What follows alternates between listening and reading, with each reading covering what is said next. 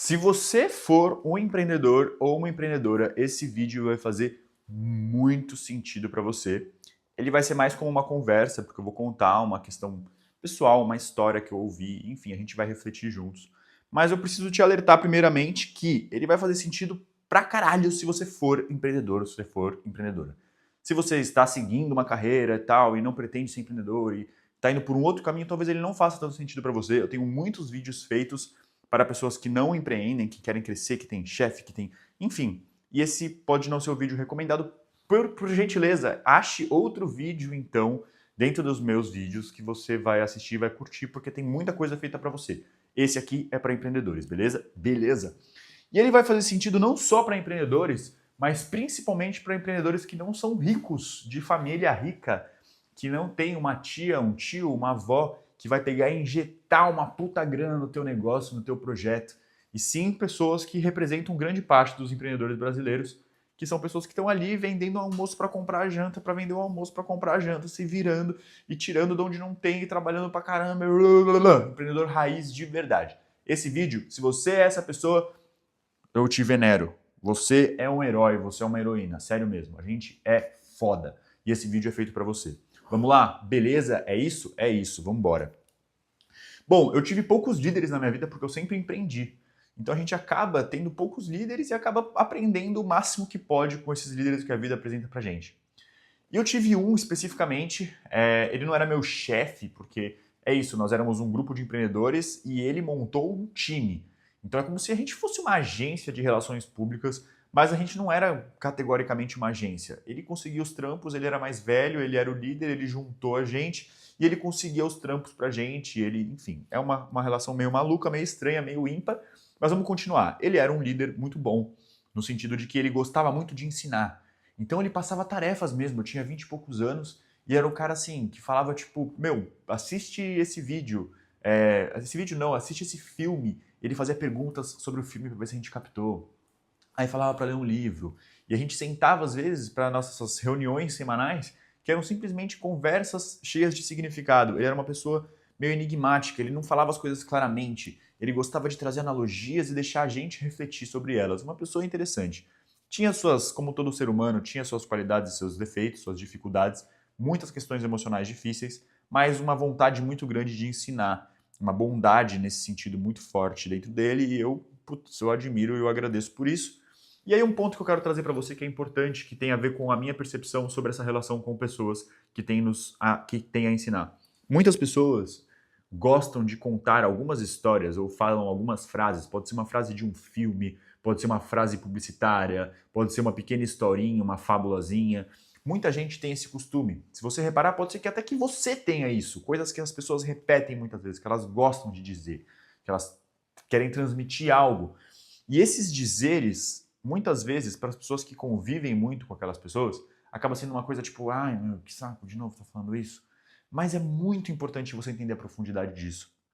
E as pessoas escutam tanto que ignoram. E ao contrário, preste atenção nas coisas que as pessoas sempre repetem para você, porque aquilo leva um significado muito profundo sobre como a mente da pessoa funciona. E às vezes com aquele pensamento ali que você pode desdobrar, você pode ter vários aprendizados.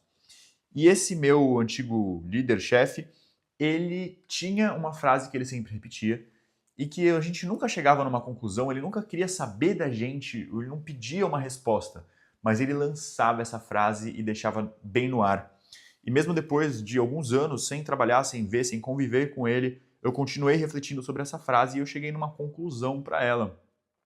E é isso que eu quero trazer aqui para você. A frase é a seguinte: o pão da padaria, o pão da padaria, ele é fresquinho porque vende mais ou ele vende mais porque ele é fresquinho? Parece simples, né? Mas, pô, a gente está falando uma coisa importante. Se você tem uma padaria, você quer vender muito pão. A gente está falando de produto, a gente está falando de empreendimento, a gente está falando de vendas, a gente está falando de qualidade, certo? Uma frase bobinha, mas que tá, assim, nela está incutida várias questões que são importantes para qualquer negócio, seja produto, seja serviço, seja o que for. Vamos lá então. Fiquei refletindo muito e eu cheguei na seguinte conclusão: que o melhor para a padaria Porque parece uma coisa meio paradoxal, né? Tipo, meio ovo ou a galinha. O que vem primeiro? A qualidade leva a vender muito. Vender muito traz qualidade. Então é uma coisa assim, tipo, para onde você começa, né? Bem o ovo ou a galinha mesmo, é quase que, enfim, um paradoxo. E qual que é a questão? Qual que é a resposta para essa pergunta? A grande resposta para essa pergunta é que o melhor para a padaria é ela conseguir ter capital para fazer pães sempre muito bons, sempre fresquinhos, para servir os seus clientes sempre com pães fresquinhos, ainda que ele perca parte desse produto. Porque então o que acontece? A padaria queima a caixa para que o pão esteja sempre fresco, ainda que não tenha demanda o suficiente para aquela quantidade de pão fresco. Então ela está sempre produzindo parte daquela produção, ela perde e parte ela vende. Por quê? Quando ela vender e o freguês perceber que aquele pão está sempre fresquinho, o que ele vai fazer? Ele vai recomendar para outras pessoas. Ele vai comprar sempre daquela padaria.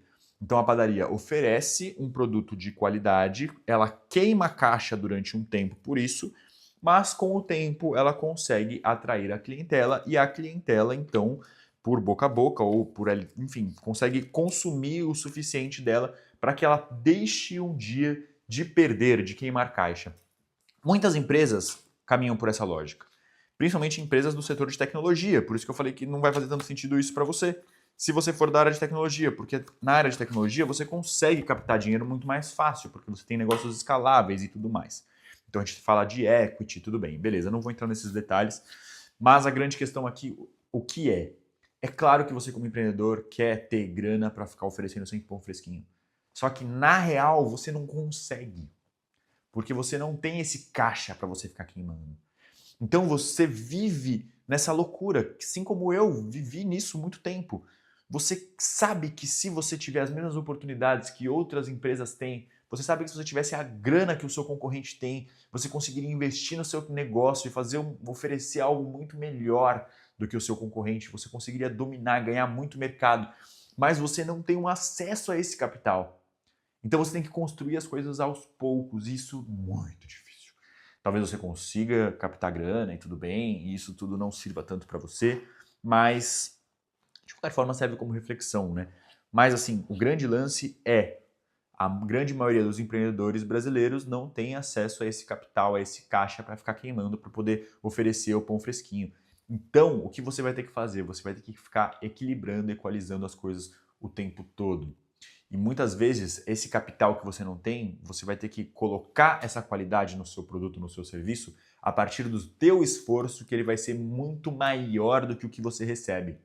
Então vamos pensar que se você tem capital, você contrata um diretor foda pra caralho, você contrata várias coisas, né? Você compra a massa do pão e tal, não sei o que lá. Mas uma das coisas que você pode pagar e que faz toda a diferença, se você tem grana, é um padeiro foda.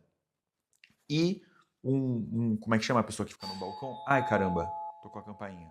Só um minutinho. Voltei. Como eu estava dizendo, se a padaria tem grana, ela consegue contratar, vamos lá, um padeiro muito bom, que é o cara responsável pelo produto / serviço, tá? Ela consegue contratar um barista, né? O cara que fica ali atendendo, muito bom, que é o cara responsável pelas vendas. E ela consegue contratar também um gerente, né? Um administrador, uma pessoa responsável pela administração. Vamos chamar aqui do caixa. Ela consegue contratar um caixa muito bom, que é a pessoa administradora. Beleza. Então a gente está falando de gestão, a gente está falando de produto e a gente está falando de vendas. Os três eixos principais ali de uma empresa.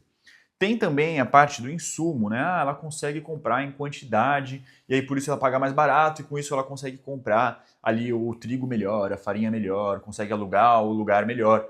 Tudo isso a gente vai ter que olhar como secundário, porque são coisas que realmente o dinheiro é que vai fazer a diferença. Mas aqui quando a gente fala de pessoas, então vamos dividir isso, certo? De um lado a gente tem people, pessoas, tá? Que eu falei aqui desses três eixos. E do outro lado a gente tem todo o resto, digamos assim. A gente tem os fornecedores, os produtos e tal, o ponto, todos os outros custos, tá? Então, vamos pensar que para esses todos outros, a gente talvez não consiga fazer mais com menos. Tá? A gente não vai conseguir alugar o melhor ponto nos jardins, na esquina, não sei o quê, um lugar maravilhoso, lindo, pá, colocar uns vidros e fazer um negócio foda, uma padaria foda pra caralho, se a gente não tiver dinheiro. Mas a gente consegue ter um atendimento foda? A gente consegue. A gente consegue ter um padeiro foda? A gente consegue. A gente consegue ter um caixa muito bom? Consegue. Fazer uma gestão muito boa? Consegue. Por que a gente consegue? Porque a gente tem um fanático maluco, doente da cabeça, que trabalha muito e que dá vida nisso, que é você. A gente tem um empreendedor por trás dessa jogada. Então, por mais que as empresas grandes, com grana, conseguem contratar os melhores naquela área, elas não têm o que você tem muitas vezes. Elas não têm um maluco pinel da cabeça doido que vai se dedicar muito por esse negócio. Então é aí que a gente vai se diferenciar. Então, como que a pessoa pode substituir então um padeiro muito foda? Ela não tem grana para contratar um padeiro muito foda, mas ela pode ser, você pode ser um padeiro muito foda. E com isso, talvez você não seja, talvez você seja um padeiro ruim, mas você pode estudar, aprender, praticar e dar o seu melhor e se tornar essa pessoa. Você pode se tornar um cara muito bom de vendas, você pode se tornar um caixa muito bom. Você pode contratar, se não for a tua vibe, vamos pensar que tem essas três áreas, geralmente você vai ser de uma das três. Ou você é um cara mais de gestão, ou você é um cara mais de vendas, ou você é um cara mais de produto, tá? Pode ser que você seja um generalista que manja mais ou menos os três? Pode, mas com o tempo você vai entender um pouco melhor de qual desses três caras você... qual desses três você tem mais facilidade, qual desses três caminhos é o seu caminho onde você vai crescer. Eu, por exemplo, sou um cara mais de vendas, tá? Mas, bom, beleza, vamos lá. Então, você, talvez, no primeiro momento, tenha que ser um cara bom nesses três e você vai ser um cara ótimo em um deles. Mas você pode contratar pessoas que, de repente, não são boas e por isso não são tão caras para essas outras posições que não são a que você vai seguir, vai assumir, vai se especializar ou vai se aprofundar e treinar, e investir no treinamento delas e fazer com que elas melhorem com o passar do tempo e entregar um serviço, então, feito por pessoas muito boas. Com isso, você tendo pessoas muito boas, você se dedicando muito e sendo uma dessas pessoas a principal, com o tempo a situação financeira tende a melhorar. A situação financeira tende a te dar um pouco mais de margem para você muitas vezes poder oferecer aquele pão fresquinho ainda que você perca. Ou quem sabe você vai fazer isso, vai persistir durante tanto tempo até que você consiga acessar aquele capital que você quer. Mas esse é o meu conselho, essa é a minha visão. Seja, se você não pode contratar uma pessoa foda, seja você a pessoa foda, porque isso já faz com que a sua empresa tenha acesso a um recurso que financeiramente ela não tem, mas culturalmente ela consegue. E você sendo essa pessoa e dedicando-se durante bastante tempo, com o tempo as coisas tendem a melhorar e você vai colocando as peças-chave que você pode colocar e aí quem sabe um dia você consegue oferecer o pão fresquinho, faça chuva, faça sol, porque você gerou caixa para o teu negócio crescer e você vai poder ter um pouco mais de tranquilidade e cuidar do futuro, sair ali da fornalha, sair da mão na massa e começar a trabalhar a nível mais estratégico e de repente montar outras padarias e crescer. Enfim, o pão da padaria, ele vende mais quando ele é fresquinho, mas se você não consegue ter pão fresco todo dia, venda mais para poder ter o pão fresco todos os dias no futuro. É esse meu conselho. Até o próximo vídeo, um forte abraço.